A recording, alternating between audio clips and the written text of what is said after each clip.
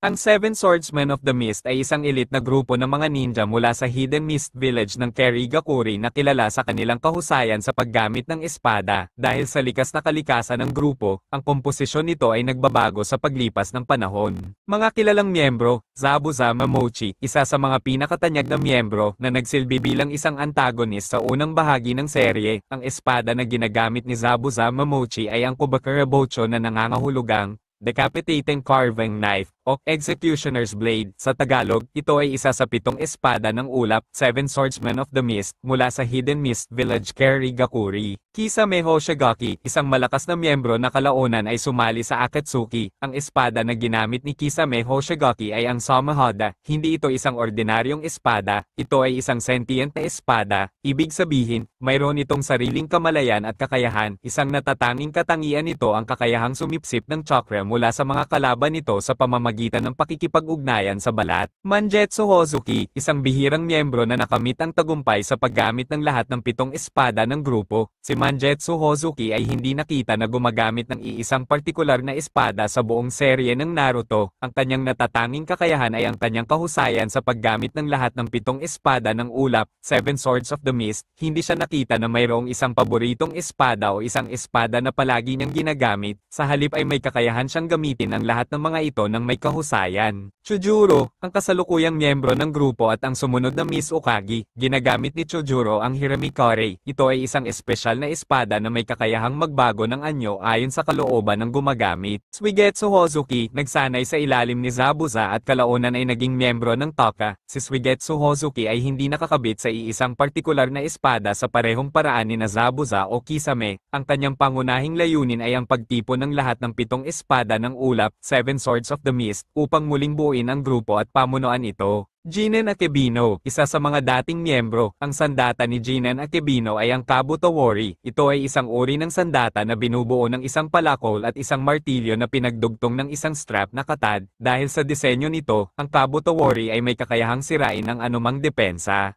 Kushimaru Kuriara, isa sa mga dating miyembro. Ang espada ni Kushimaru Kuriara ay ang Nobari, na nangangahulugang Sea-Wing Needle o karayom. Ito ay isang manipis at mahabang espada na kahawig ng isang napakalaking karayom pananahi. Ang pinaka-espesyal na katangian nito ay ang mahabang sinulid na nakakabit dito, na ginagamit ni Kushimaru upang atali ang kanyang mga kalaban matapos silang saksakin. Jinpachi Munashi, isa sa mga dating miyembro.